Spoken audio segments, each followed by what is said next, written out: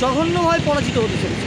শুধু পরাজিত নয়, জঘন্যভাবে। মমতা বন্দ্যোপাধ্যায় বুঝতে পেরেছেন না সনাতনীদের ভোট উনি পাবেন, না সংখ্যালঘুদের ভোট উনি পাবেন।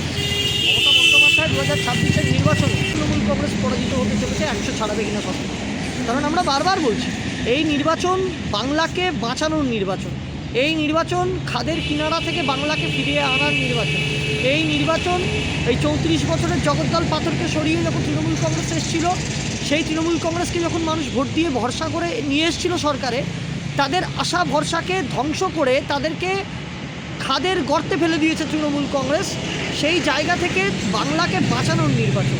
আমরা বারবার বলছি, বেকার ভাতা, এই ভাণ্ডার সেই ভাণ্ডার, ভাতার নামে জোচ্চুরি করে তৃণমূল কংগ্রেস যদি ভেবে থাকে আগামী 2026-এর নির্বাচনে তারা সরকারে আসবে, তারা মূর্খের স্বর্গে বাস করছে। আর ভাতার লাইন যত বড় হচ্ছে, মানুষ বুঝতে পারছে যে মমতা বন্দ্যোপাধ্যায় কী লেভেলের কী লেভেলে বাংলাকে নিয়ে গেছেন এবং কোন লেভেলে নামিয়েছেন, কোথা থেকে কোথায় মমতা বন্দ্যোপাধ্যায় বাংলার জনগণকে ঠেলে দিয়েছেন কোন বিপদে।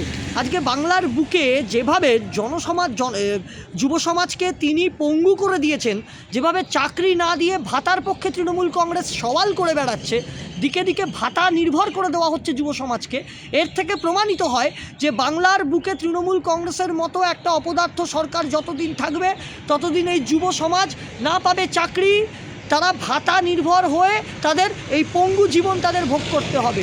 আর সবথেকে বড় কথা, আমরা তো বলছি তৃণমূল কংগ্রেস নেত্রীকে আমরা ধন্যবাদ জানাই, তারা বড় বড় কথা বলছে, ভাতার লাইন দিয়ে তৃণমূল কংগ্রেসের নেতারা ছবি তুলে দেখাচ্ছে, দেখুন বেকার ভাতার লাইন কত বড়। আমরা বলছি এটা লজ্জার, এই রাজ্যের বুকে বেকার ভাতার লাইন বড় হচ্ছে কিন্তু চাকরি পাচ্ছে না মানুষ, শিক্ষিত বেকাররা রাস্তায় বসে আছে চাকরি না পেয়ে। আর মুখ্যমন্ত্রী বলছেন, যিনি অগ্নিকন্যা থেকে হুগ্নিকন্যা হয়ে গেছেন, তিনি বলছেন রাজ্যে নাকি ডবল চাকরি, কাশফুলের বালিশে শিল্প হবে রাজ্যে। মাননীয়াকে বলছি, আপনি দয়া করে, আপনার যদি লজ্জা থেকে মুখ্যমন্ত্রীর চেয়ারটা অবিলম্বে ছেড়ে দিন, আপনার পদত্যাগ দাবি করছি মুখ্যমন্ত্রী তথা পুলিশ মন্ত্রীর পদ থেকে। না, আমরা তো বলছি তারা ফর্ম ফিল আপ করবে। আজকে দেখুন না, শিক্ষিত বেকাররা পাশ করে কিভাবে বসে আছে, তাদের ইন্টারভিউ নেওয়ার পরেও তাদেরকে রাস্তায় ফেলে রেখেছে। মাননীয়ার রাজ্যে আজকে শিক্ষিত বেকাররা, তারা তাদের ভবিষ্যৎ নষ্ট হয়ে গেছে। এবং শুধু তাই নয়, এই বাংলায় শিক্ষা থেকে স্বাস্থ্য সব কিছু গণতন্ত্রকে ধ্বংস করে দিয়েছে এই তৃণমূল সরকার।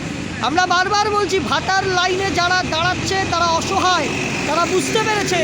আজকে একজন মা তার ছেলের জন্য ভাতা নিতে এসে, ফর্ম ফিল আপ করতে এসে বা সেই ভাতার টাকা নিতে এসে লাইনে দাঁড়িয়ে বিভিন্ন মিডিয়াকে বলছেন যে আমার ছেলে চাকরি করতে চায়, তারা ভাতা চায় না, কিন্তু অসহায় হয়ে আমায় ভাতা নিতে হচ্ছে, কারণ আমার ছেলে শিক্ষিত হয়েও চাকরি পাচ্ছে না।